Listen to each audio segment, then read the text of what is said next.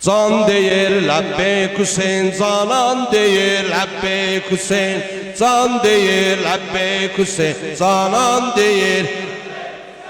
Kerbela'da kan dolu meydan deyir Lebbeyk, Kerbela'da kan dolu meydan deyir.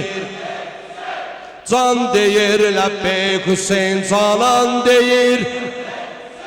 Kerbela'da kan dolu meydan deyir. Kan deyir Lebbeyk Hüseyin, peykan deyir Lebbeyk. Kan deyir Lebbeyk Hüseyin, peykan deyir. 6 aylık teşnelep kurban deyir. 6 aylık teşnelep kurban deyir. Yar deyir Lebbeyk Hüseyin, dildar deyir Lebbeyk. Göz veren, kollar veren serdar deyir. Kol veren, gözler veren serdar deyir.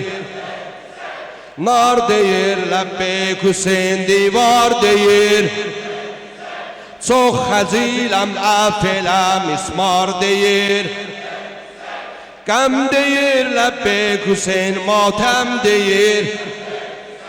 Zillətə baş əyməyən pərçəm deyir. Zillətə baş əyməyən pərçəm deyir Lebbeyk. Cəm deyir Lebbeyk Hüseyin, Adəm deyir. Dər istanat verən Məryəm deyir. Dərdi İsa'nı atıp Məryəm deyir.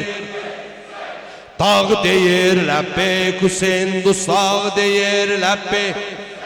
Doğranan qarət olan parmaq deyir Lebbeyk. Din deyir Lebbeyk Hüseyin, mömin deyir.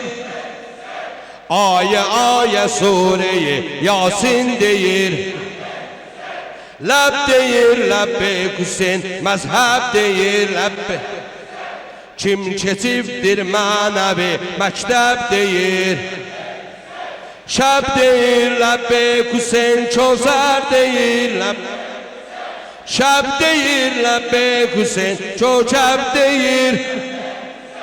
Hər deyəndə qəmçilər Zeynəb deyir.